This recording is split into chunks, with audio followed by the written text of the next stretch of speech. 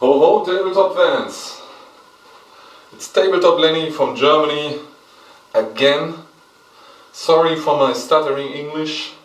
I'm just practicing speaking and presenting in English via YouTube. And I want to show you some tabletop terrain. As you can see here, it's an outpost. It's dedicated for the game Warmachine.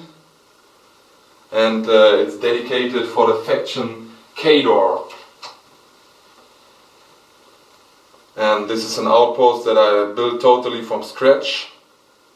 And this outpost is the function of this outpost is to keep the borderline of the Khadorian Empire safe. So what do we see here? We see here is the main entrance for a human, for the warcaster. Perhaps Commander Scotia could come out here and lead the Winter Guard on the upper section, on the upper level, to shoot down and get a better position to fight the enemy. Obviously, there's place enough for big heavy warjacks that Khador uses. You can see in here, this is a warjack with a cannon, so this is possible the warjack that could stand up on the upper position and shoots down the enemy.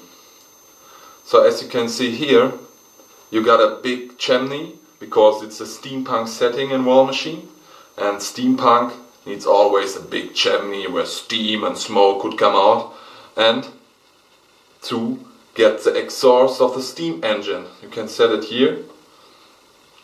And the steam engine is important for the outpost because there is also this part. This is a steam powered gun turret which you can turn around 360 like this.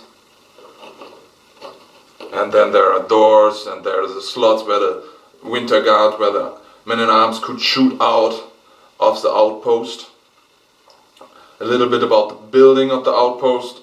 The base is made out of foam, of isolation foam, of green isolation foam. I carved the rock myself, and I prefer that instead of using bark or something, because you get always a unique look and you can give it the look that you want to look it. It's more artistic. Then when we turn around the piece a little bit, we can see a second door. That is a bigger door. That is big enough to let warjacks out on the base level where potent enemies would come, and so these heavy warjacks can go through the enemy, run into them and get in close combat on the same level. So this is the big entry for the warjacks. Then you can see here on this part there was a tree, a model tree. I just thought about building there's a tree like a pine tree or something like this, but then I thought there are two reasons why I cut it off. Because for the one reason, it's get out of the shape, out of the base, and so it's very difficult to transport it and it'll always break up. And for the other reason, this is a military outpost for the Khadorian army, so you won't have any cover in the near area, in the close areas around the outpost. So I think it's very possible and authentic and realistic that the habitats of this outpost would chop up this tree to get a clear sight through the enemy.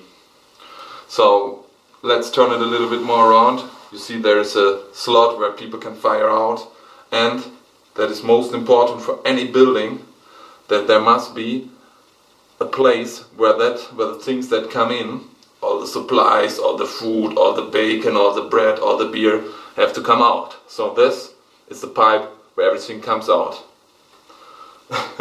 So that is the backyard, the back scenery of the Khadorian outpost for Warmachine.